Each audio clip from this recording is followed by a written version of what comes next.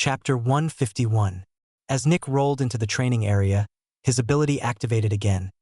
Even though it had seemed that Nick had only blindly moved around, he had actually approximated the sniper's location. Since Nick had been coming here for months, he was very familiar with the area, and he knew how to get there. And he also knew that it would be very difficult. It will be extremely difficult to get close to the sniper without them noticing me. Nick thought with furrowed brows as he slid down the building. There are too many even and low rooftops. The sniper is probably at a high location, and I can't get to them without being seen even if I run through the streets. Bang! Nick rammed the blade on his right hand into the wall in front of him. Naturally, Nick had his fist weapons with him due to the upcoming war. Nick's blade easily punched through the wall, and Nick used it to create a huge hole, allowing him to enter the home. It was quite loud, but the sound was too distant for the sniper to properly hear. As Nick slipped into the building, the map of the surrounding areas shot through his mind again. There was no good way to get to the sniper. But then Nick got an idea. Bang!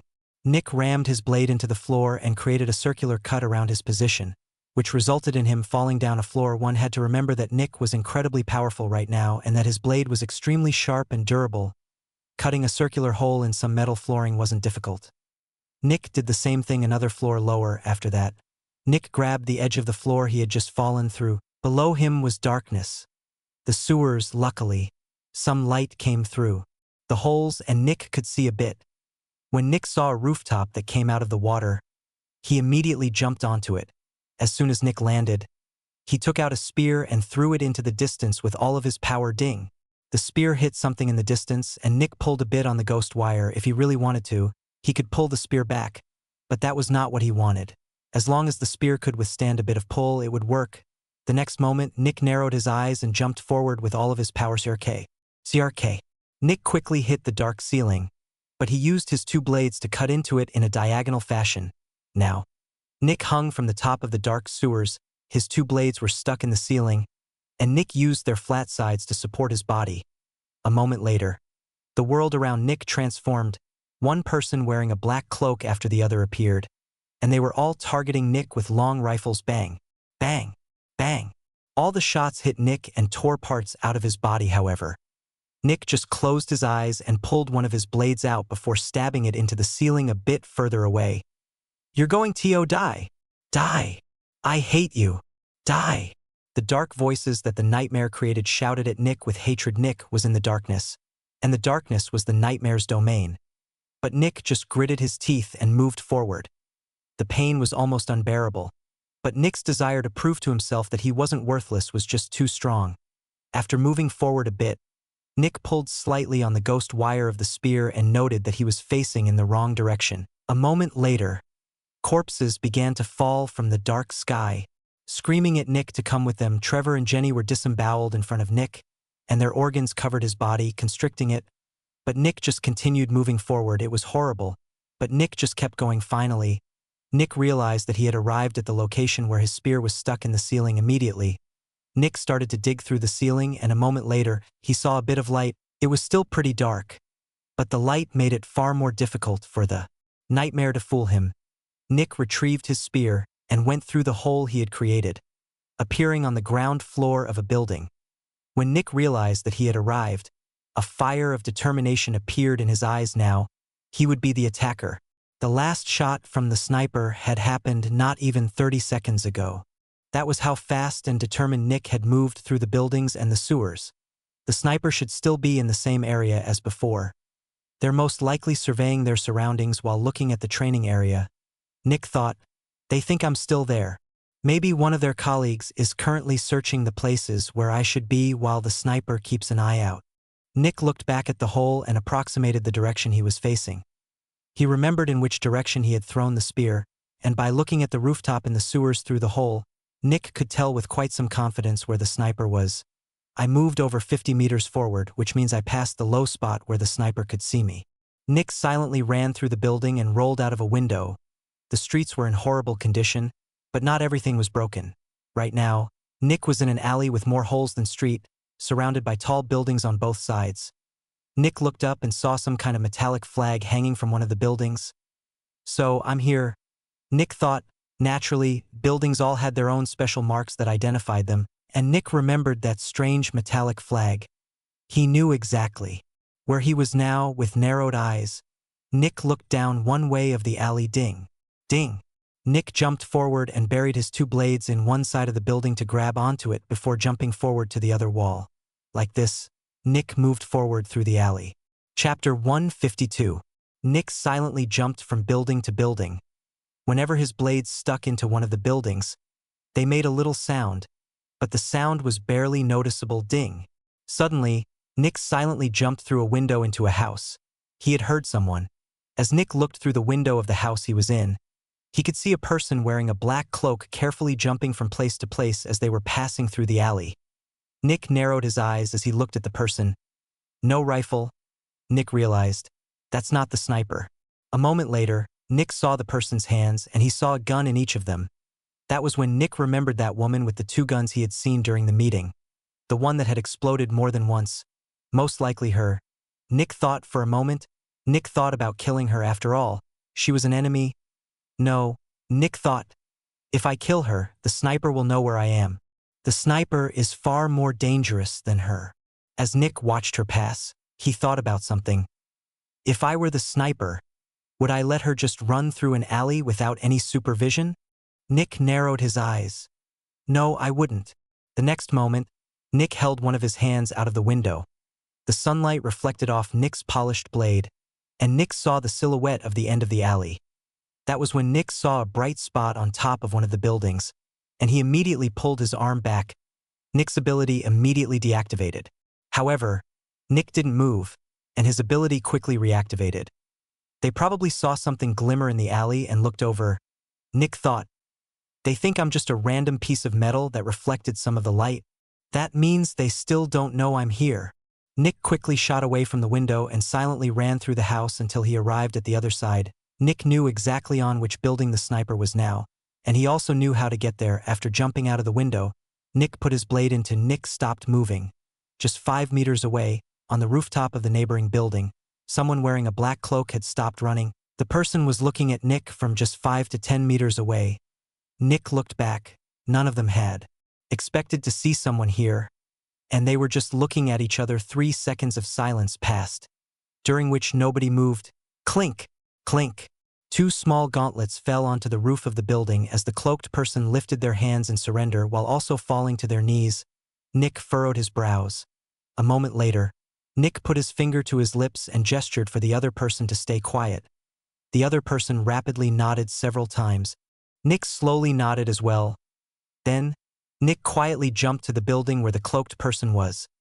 The cloaked person became terrified when Nick came close to them. However, they had already committed to their choice, and their life was now up to Nick.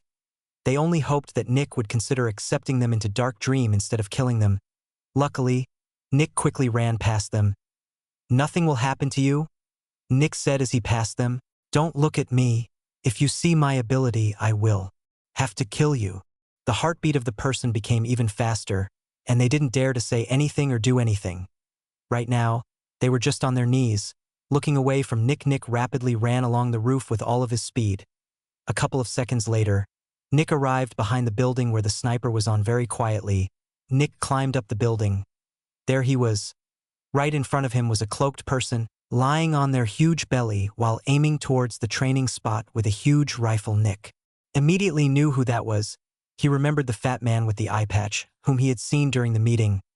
This should be their chief Zephix extractor, the second John. Nick thought. Nick narrowed his eyes and slowly moved forward. I can't see Jonathan.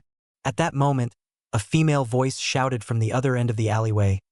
Jonathan, report! The fat guy in front of Nick shouted as he turned to look towards his left. Silence. Stephen, the fat man, furrowed his brows. Did the enemy get Jonathan? However, the enemy should still be within the training ground. The only way to get here without being noticed would take at least 2 minutes. A moment later, Stephen suddenly lay in the shade. Something had covered the sun. Stephen's eyes widened in shock. Crack!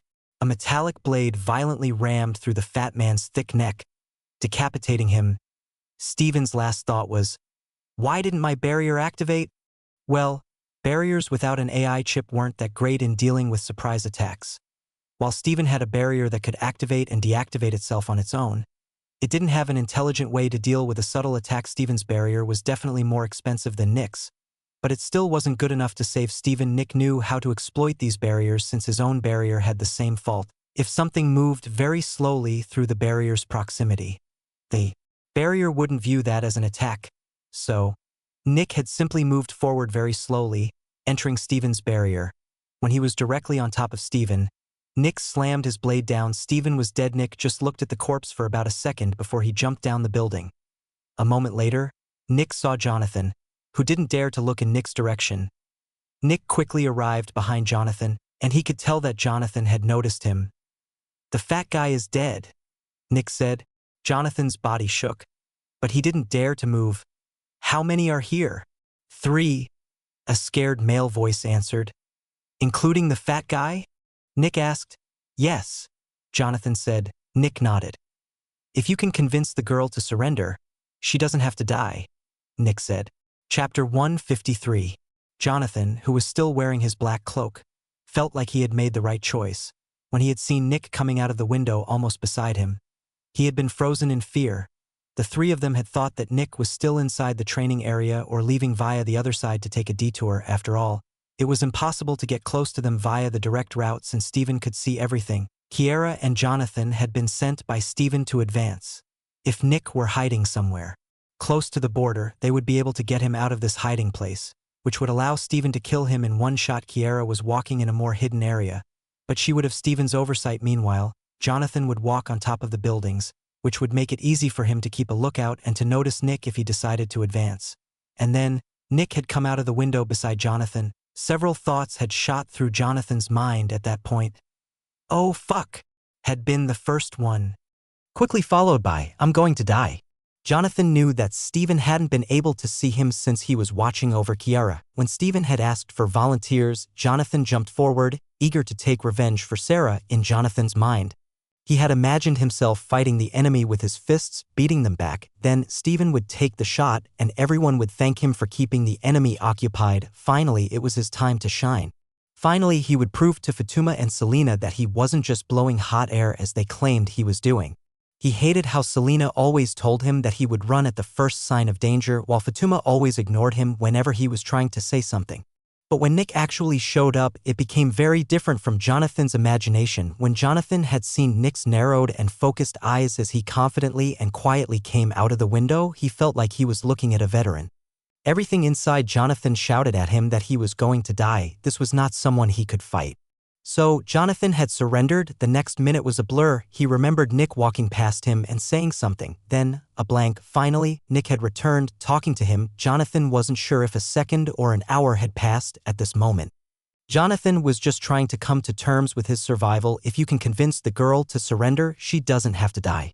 When Jonathan heard that, he felt his heart rate increase again. Die. Everyone always talked about death, but when death was this close, the word felt very different. Jonathan's body shook and he slowly rose to his feet. "I still can't see Jonathan," Kiara shouted from the end of the alley, Jonathan's heartbeat in his ears. "Tell her that the fat man is dead and that you lost. If she comes peacefully, I promise that she won't die," Nick said. Jonathan breathed heavily as he heard Nick speak from behind him. Kiara," Jonathan spoke, "Steven is dead." In the alley, Kiara's eyes widened in shock as she looked in the direction where Jonathan's voice came from. Dunk. Nick shoved Jonathan forward to tell him to move. Jonathan kept his arms raised as he walked across the roof. If you come peacefully, he promises that you won't die," Jonathan said. Kiara didn't know what she should think and looked at where Steven should be. She couldn't see him at that moment. Kiara's emotions went wild: fear, disbelief, rage, frustration. After a bit, Jonathan appeared at the edge of one of the buildings that Kiara could see. When she saw Jonathan, her heart almost stopped. Even from this distance, she could see Jonathan's body shaking like a leaf, and the bit of his face that she could see through the cloak was wet with tears. Even more, the fear and panic in his voice was overwhelming. The next moment, Nick stepped forward from behind Jonathan and looked at Kiara with an even look. "Step to the side and turn away," Nick spoke quietly and coldly. Jonathan complied, took a couple steps to the side, and looked away from Nick. Kiara's fight or flight instincts kicked in and she became ready to react. "If you run, you will die," Nick spoke coldly. "If you stay, you will survive. I already killed the fat guy after he ambushed me with a number advantage." Taking care of you will not be difficult, Nick said. Kiara gritted her teeth. Shing. In an instant, one of Nick's spears appeared in his hand. Don't do anything stupid, Nick threatened in a dark and deep voice. Kiara's clenched fists shook. She was so frustrated. They were supposed to win.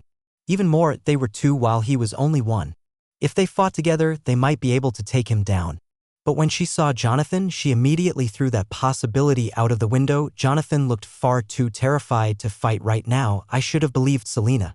Kiara thought. At that moment, Kiara hated Jonathan so much. What will it be? Nick asked. Kiara gritted her teeth and slowly retrieved one of her guns. Then she threw it to the ground beside her. You can keep your guns, Nick said with confidence. Having them or not having them makes no difference. Kiara's clenched fist shook even more as she retrieved the gun she had dropped. Nick lowered his spear. Come up, he commanded. Kiara looked at Nick with humiliation and frustration. She didn't move. I said, come up, Nick said with some aggression in his voice. Kiara gritted her teeth. How? She asked. Nick raised an eyebrow. How am I supposed to climb such a tall building? Nick furrowed his brows in confusion. What was her problem? Like, just climb? Was she scheming something? Chapter 154. Turn around, Nick said. Why? Kiara asked, taking a more defensive stance. I will create a staircase for you with my ability, but I don't want you to see my ability, Nick explained. Kiara furrowed her brows, but a couple of seconds later, she turned around. Since Jonathan also wasn't looking at Nick, Nick's ability reactivated. Ding. Ding. Ding. Nick threw his 3 spears rapidly at one of the buildings, creating a stairway. Turn around and come up, Nick commanded. Kiara looked back and saw the 3 spears stuck in the building at different heights. Without waiting, she jumped onto the first one. When she felt how heavy and durable the spear was, her eyes opened wide in shock. These spears were way heavier than she had expected. And he had thrown them this accurately and quickly. How powerful was his ability? After a couple of jumps, Kiara arrived at the rooftop of Nick's neighboring building. Shing. Shing. Shing. Nick pulled his 3 spears back with his ghost wire and pocketed them. Kiara once more became shocked. As a newbie who had never truly fought another extractor, she had no idea that something like this was possible. She knew exactly what that meant. Nick had infinite ammo.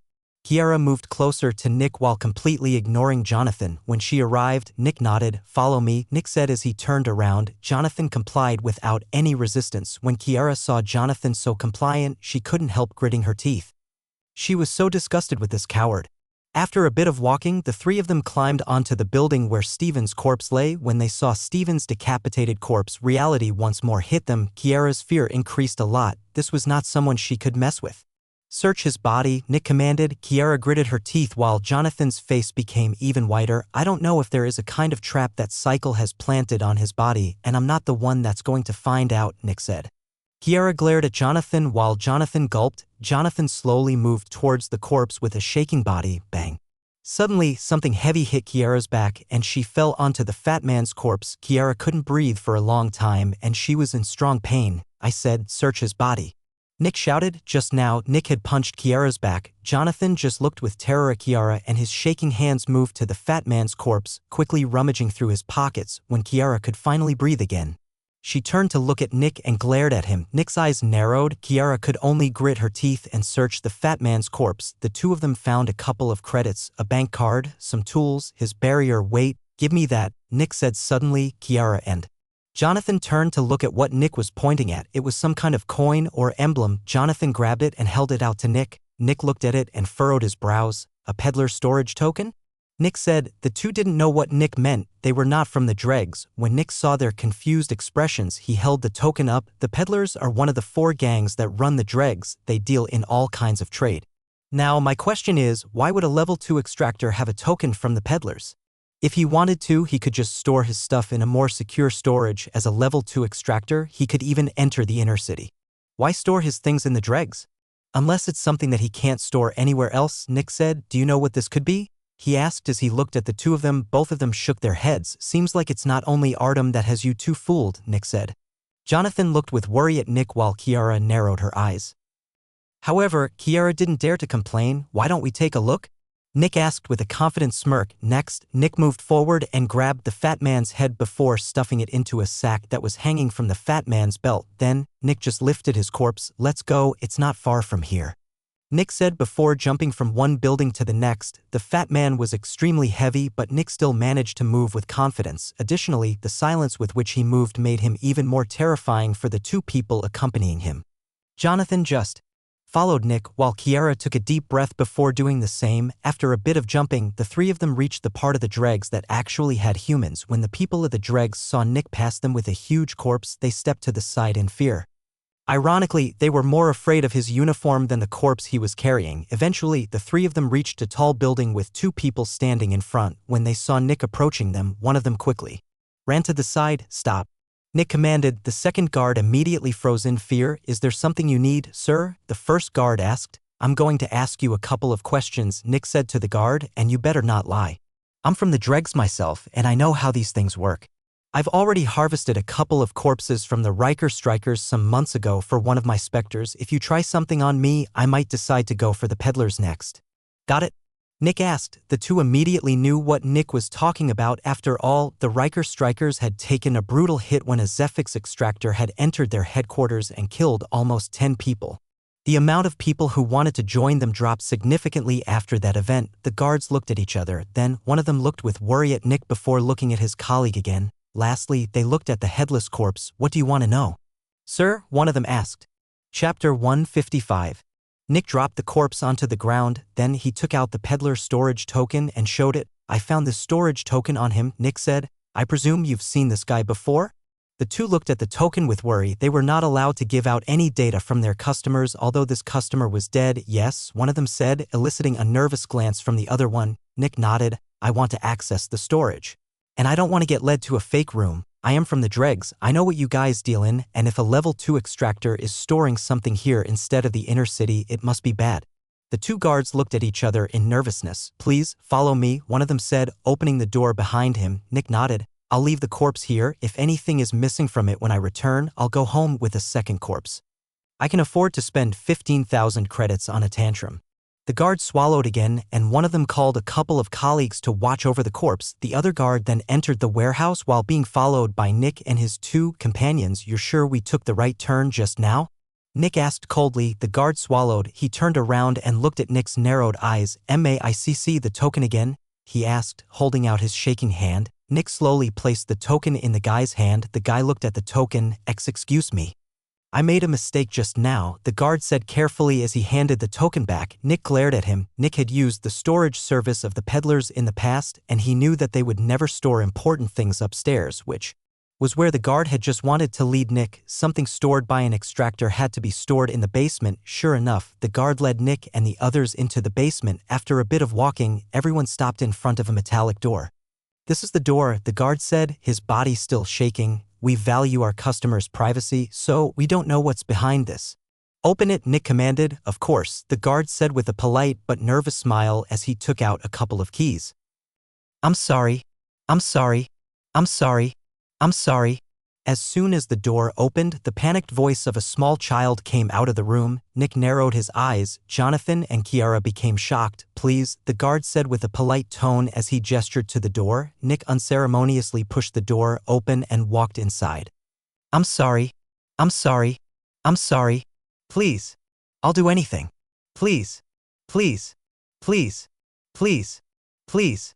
Please. Please. When the three of them saw what was in the room, they had to take deep breaths, and even Nick's heart sank. In the back of the room was a rickety bed. On the left side of the room were some pieces of bloody metal and some bloody scissors. The corner of the room had some piss and shit in it, and in another corner was a cage. Inside the cage was a little girl with several wounds on her body. Right now, she was looking with pure panic and terror at the three people as she did her absolute best to stretch as much of her body out of the cage as she could. It was like she was absolutely terrified of staying in this cage, or more precisely, in the place where the cage was located. The cage was put in a darker corner of the room. It wasn't fully dark, but it was quite dark. Everyone knew what that meant. The nightmare had been whispering in the little girl's ears for who knew how long. "I won't bite you anymore. I swear. I'll do whatever you want. Please. Please. Please. I'm sorry. This shouldn't be in here," the guard said with fake outrage. "I swear, we would never dash." "Shut up," Nick said. The guard didn't say anything anymore. Jonathan and Kiara looked with absolute terror at the girl and the cage. Then, the stench of the feces-filled cage hit them. Kiara turned to the side and puked. "You can confirm that this is the fat guy's storage unit?" Nick asked evenly. "Why yes, sir," the guard answered. "If we had known what dash." "Shut up," Nick commanded again. The next moment, Nick turned to Jonathan, who just looked at the girl with pure terror. "Let her out," Nick commanded. Jonathan's body shook. And he looked at Nick. After that, he turned to the cage and moved forward. As soon as he reached the cage, the girl's little hands grabbed Jonathan's body with all their strength, refusing to let go. "Please. I'm sorry. I'm sorry," she shouted in panic. "I'll let you out." Jonathan shouted back in panic. However, the girl was completely delirious and just kept shouting at Jonathan while grabbing his body. Jonathan quickly found the lock, but it was made of metal and he wasn't strong enough to break it. When Nick saw that, he was annoyed. Nick stepped forward. "Out of the way," Nick commanded. Jonathan stumbled quickly out of the way. Then, Nick looked into the little girl's eyes. "Move back," he commanded with a dark voice. The little girl stopped moving when she heard Nick's voice. "I said, move back," Nick shouted. The girl quickly fell back. Nick grabbed one of the bars and put his foot on the edge of the cage. Then he pulled. CRRRK. The bar bent and Nick snapped it off. Then he did the same thing to a second bar. "You can come out," Nick said with a calm voice. After taking a deep breath, the girl quickly moved forward and stumbled out of the cage before she bolted to the door to escape. Nick just grabbed her. "Calm down," Nick shouted. "I'm not here to hurt you. I'm here to free you." Chapter 156. After a lot of persuasion and talking, the little girl finally broke down and started crying. The guard kept looking around with nervous eyes. Jonathan just sat in the hallway looking at the ground with dead eyes. Kiara just looked with terror at the crying girl in the room. "How are you with kids?" Kiara was taken out of her thoughts when Nick addressed her. Kiara just looked at the girl nervously. "I have a little brother," she said. Nick nodded. "I want to know what happened here," he said. Kiara looked at Nick nervously. Then she walked up to the girl and softly started to talk to her. Meanwhile, Nick walked out of the room and looked at Jonathan. Jonathan didn't even turn to look at Nick. Just the mental image of the room was too much to process for him. The cruelty, he knew how it felt to be in the darkness. It was probably the most terrifying experience imaginable, and this girl had been in the darkness for maybe even days. Jonathan just couldn't comprehend what he had seen. "This is who you're working for," Nick said. Jonathan didn't look up. "Where do you think the fat guy got this girl from?" Nick asked. "Getting something like this requires some connections." Jonathan didn't answer. "When we met Artem for the first time, he tried to frame one of my people as a spy while we didn't even have any issues with each other. At the same time, he had a true spy in our midst. It was a 14-year-old boy named Pater. Artem planted Pater on Winter's side 2 years ago. Artem used a little boy as a spy, knowing fully well what happens to spies in the Melfian family." Nick looked at the wall absent-mindedly. "I was tasked with doing the deed." Jonathan turned to look at Nick. "I found Pater crying and talking to a statue," Nick said. "He was saying that he regrets everything and wants to stop but can't because he's already in too deep. If he continued, he would feel like he was betraying his friends. If he stopped, he would die." "Silence, what did you do?" Jonathan asked. "A spy is a spy," Nick said. "I did what I had to do." Jonathan looked back at the wall. "The girl from Cycle has been spying on us for 3 months, Nick said. "We noticed her 3 months ago already, but we didn't do anything since we were not ready for an open conflict with Cycle yet. For 3 months, she just randomly showed up in the night and in the early morning. A week ago, we were ready to do something about the spy, and I found her on our rooftop. She took out some kind of glass jar and was fidgeting around with it. I threw 2 spears at her. The first one shot through her body. The second one shot through her head. When we looked at her corpse and found the green substance, we knew why she was here. She was meant to act as a reason to go to war. Artem keeps putting on a fake persona, and in order to get your support, he needed to unite you under a common cause. Think about the following questions. Why did she arrive during the night, in secret, for several months? If she wanted to help us, would there have been an easier way? Why is the little girl here? Go think about these questions." Silence. Nick just kept looking forward without saying anything. Jonathan just kept looking at the ground. Several minutes passed. "Her name was Sarah," Jonathan said. Nick didn't answer. "Sarah was always happy and helpful. She even taught me how to take care of our specters." Silence. "Her shifts changed about 3 months ago and her hours in the company got reduced," Jonathan said. "Was there someone else that Artem could have sent to do the same thing?" Nick asked. Jonathan furrowed his brows. "Naren was our spy," Jonathan said. "His job was to go undercover and gather information." "Was?"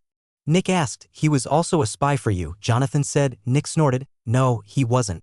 Jonathan furrowed his brows. "Winter said that to confuse Artem," Nick explained. After that, Nick explained in detail why Winter had confirmed that there was a spy and what Winter thought Artem was actually doing. Jonathan had difficulties believing Nick However, the things he had seen today made it difficult to ignore Nick's words. Was it true?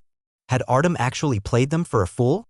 The more Jonathan thought about that possibility, the more signs he saw that confirmed Nick's statement. At some point, Kiara walked out of the room. The girl clung to Kiara's thigh. Nick just looked over at Kiara. Kiara took a deep breath.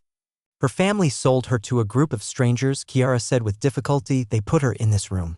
A couple of days later, the big man showed up. The little girl started to shake. He did horrible things, and when she fought back, he put her in the cage to punish her. That was 2 days ago. The girl continued shaking, and Kiara kept stroking the little girl's hair. Jonathan took a deep breath. Nick nodded and stopped leaning on the wall. Let's go, we're done here. Kiara furrowed her brows, just like this.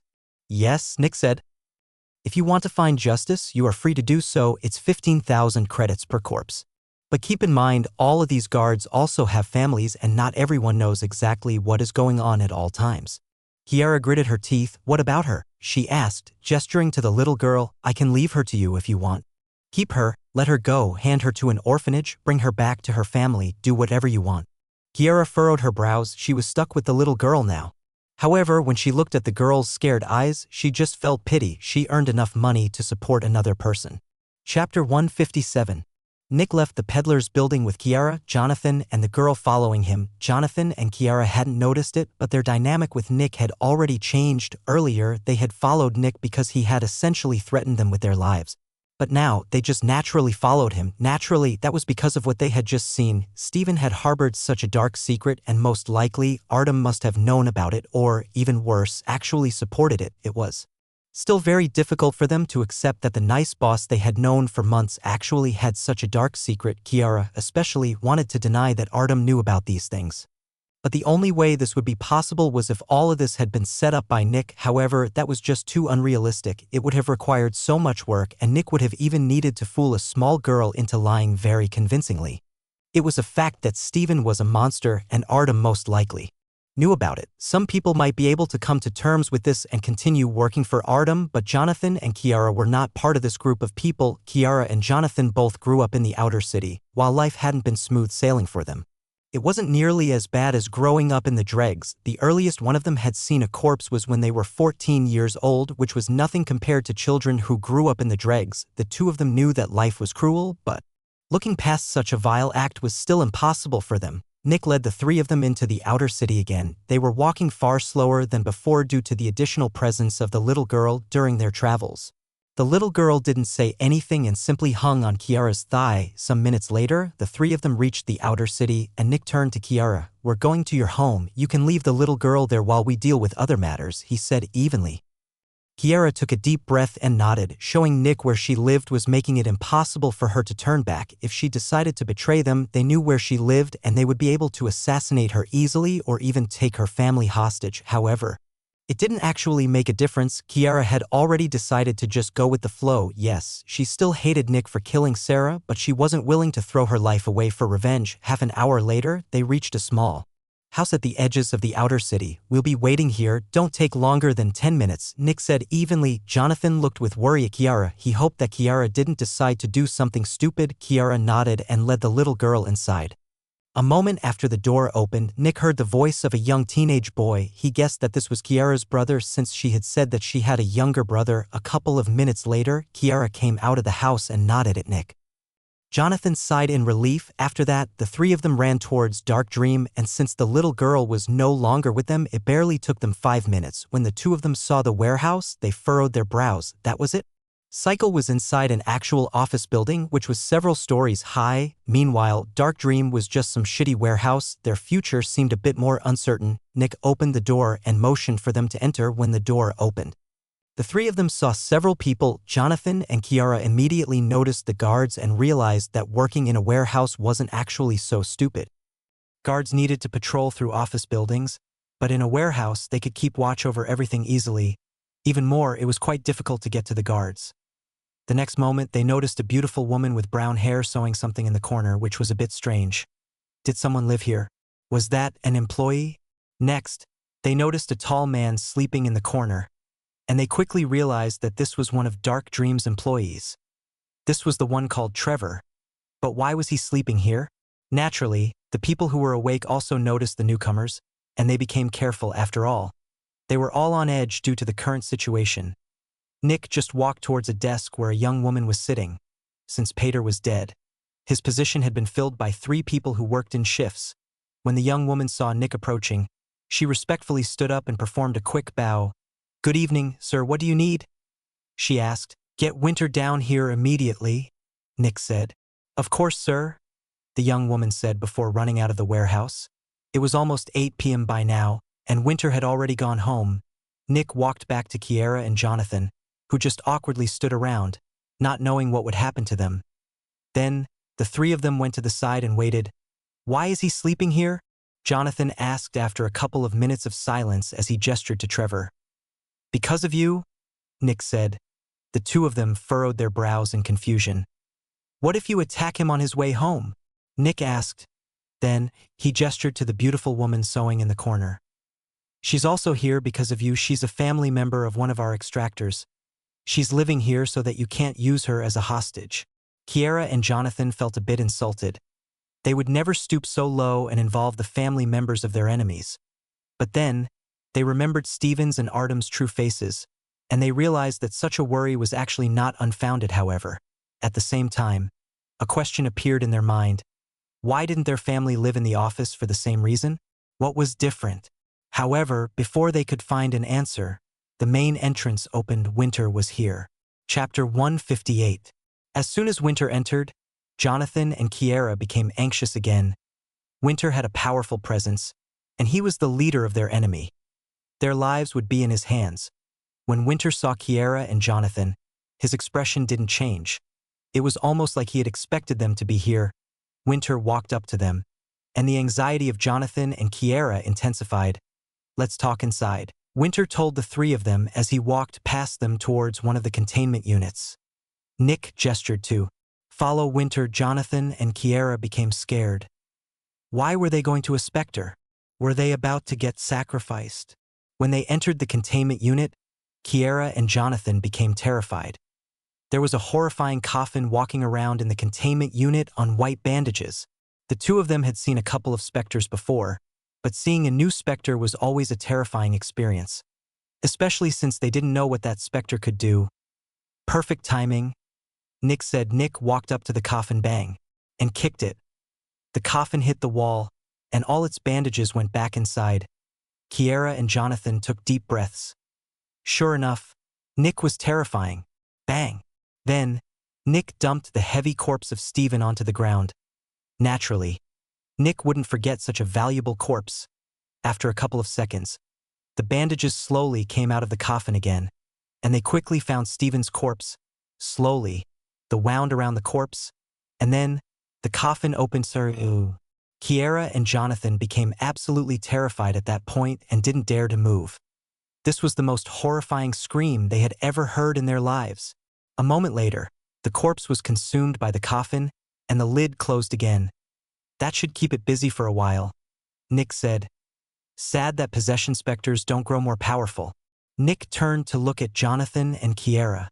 Seeing that they were terrified of the coffin, "That's all it can do." The 2 looked at Nick like they had just been pulled out of their thoughts. "What?" Kiera asked. "That's all it can do," Nick said. "It screams and eats corpses. It looks scary, but it's actually very weak. A good kick will scare it and shut it up." The 2 of them looked back at the coffin, which wasn't moving anymore. That was it. When it has food, it just lies on the ground. When it doesn't, it searches around. As long as you don't stand still while it tries to jump onto you, nothing will happen to you, Nick explained. "It's called the screaming coffin, and it barely requires any maintenance. I'm the one dealing with its food supply."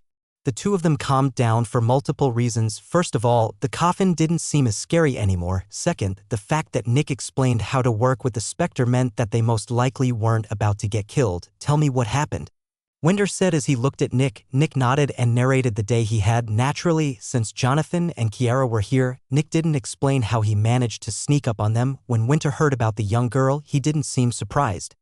Which shocked Jonathan and Kiera. It was almost like Winter had expected something like this. "I was wondering how Artem managed to pay a level 2 Zephix extractor with that money sink in his facility," Winter said. "That explains it." "Money sink?" Jonathan asked nervously. Winter glanced at Jonathan evenly. "The dung heap," he said. This confused Jonathan. "Why is that a money sink?" It eats food, Winter said evenly. Food is scarce and very expensive. The dung heap probably makes less money than this coffin. Jonathan and Kiara were quite surprised when they heard that. Seems like Artem didn't tell you, Winter commented. The two of them looked at each other with complex expressions. No, he didn't, Kiara said, turning back to Winter. Winter nodded and started to break down what the dung heap was most likely producing and costing. After about 5 minutes of explaining everything, Kiara and Jonathan realized that the situation was really dire. The dung heap could probably only pay for about 3 extractors. Then, Winter told them about the other 2 specters of Cycle, which surprised them. Didn't you say you had no spy in Cycle? Kiara asked Nick. Winter snorted. I don't need a spy for that. Some of you carelessly told the normal staff about the specters and I simply had to bribe them for the information. When extractors can't keep their mouths shut, it's easy for the enemy to get all this information. At that moment, Jonathan gulped nervously. He had talked with one of the guards about the specters he was working with. Jonathan was most likely part of how Winter found out about all of this. Winter continued breaking down what Cycle was most likely earning. And it didn't look good at all. Cycle was earning about as much as Dark Dream, yet their rent was several times higher. They had double the number of extractors. They had far more normal staff. Depending on what you earn, Cycle should only make between 50,000 to 150,000 credits per month, and that's assuming that the chief Zephyx extractor and Artem don't get paid, Winter said. Nevertheless, I doubt that Artem was paying you well. Jonathan and Kiara looked at each other. Actually, they were pretty happy with what they were earning. How much were you earning? Winter asked. The two of them became uncomfortable. However, they didn't have a choice and answered. I'm a late newbie, Jonathan said. Because of that, I was earning about 6,000 credits per month. I'm a mid-newbie, Kiara said. I'm earning about 5,000 credits per month. Winter didn't seem surprised, but Nick felt shocked. That was barely anything. That's what Trevor and Jenny make in 5 days.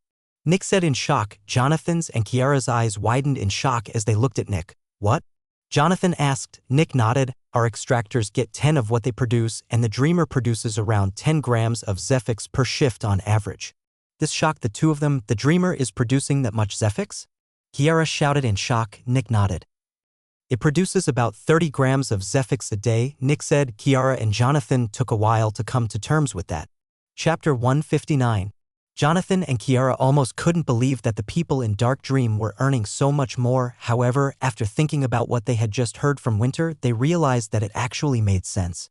It was not that Winter was paying his employees very well, it was that Artem was paying them horribly since he was barely earning any money in terms of pure profit. Dark Dream was probably earning a lot more than Cycle, which meant that they could also pay their employees far better. You will be working for me from now on, Winter said, evenly looking at the two of them. Jonathan and Kiara looked at each other with uncertainty. All of this was so sudden. However, they remembered that they didn't really have a choice. They had already betrayed Cycle by walking in here. There was no going back. What about our families? Kiara asked. Since you are my employees, the security of your families is my responsibility, Winter said. As soon as you've signed the contract and the release fee has been paid, you can get your families and let them live in here for the time being. Earlier this day, the two of them would have thought that something like this was being too paranoid, but after witnessing Steven's and Artem's true faces, they accepted it. Then, thank you, boss, Jonathan said with a careful smile. Nick is the boss, Winter said before looking at Nick with a grin. At least, that's what all the extractors call him. You can refer to me simply as Sir, Winter said. Nick smiled awkwardly. He had gotten used to Jenny and Trevor calling him boss, but with 2 new additions, his nickname felt official. Of course, Sir, Jonathan said with a polite bow. Winter nodded and looked at Kiara. Kiara only sighed and nodded. I'm looking forward to working with all of you. Good, Winter said before he walked to the door. I will be drafting the contract and dealing with the release fee. Nick, you show them around. Nick nodded. Usually when extractors signed a contract, the contract said that they had to keep the specifics of their old workplace a secret, and a release fee had to be paid when they decided to work for another Zephyx manufacturer. Funnily enough, the contract these two had signed didn't have such a clause. Instead, the contract stated that they were not allowed to quit without the CEO's consent. However, that clause wasn't legally enforceable. Winter would just pay the standard amount of money to purchase the two of them, and if Artem had an issue with it, he could sue Winter, but both of them knew that he wouldn't get anywhere with that. Artem simply wrote the contract like this to make his employees think that they weren't allowed to join another manufacturer. After Winter left, Nick looked at the two of them, who looked at Nick nervously. Welcome to Dark Dream, Nick said with an embarrassed smile. I guess I'm your boss now. When the two of them saw the innocent smile on Nick's face, they were taken aback. Nick had seemed so dangerous and powerful, but now he seemed more like an inexperienced and shy boy. "By the way, my name's Nick and I'm 16 years old," Nick said with a smile. "You're 16?" Kiara asked in shock, which was mirrored by Jonathan. "Is that strange?"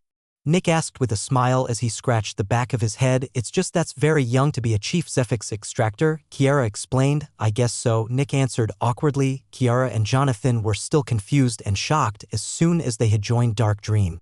Nick's entire demeanor had changed, but after a while, they decided that this was a good thing. Winter's aura was already oppressive enough. "Anyway, what are your abilities?" Nick asked. "I kind of need to know."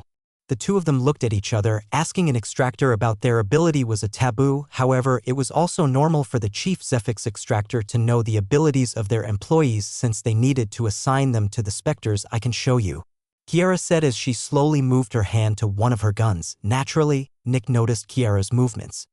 But he didn't stop her. Kiara slowly pulled out her gun and pointed it at one of the walls. Bang! She fired a bullet, and the bullet hit the wall loudly.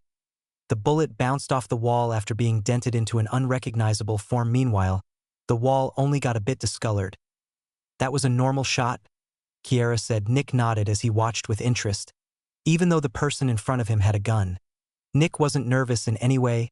Kiara was barely a meter away from Nick, and if she tried anything, Nick would reach her very quickly. The next moment, a red glow appeared around Kiara's gun. When Nick saw the red glow, he became very interested in the ability.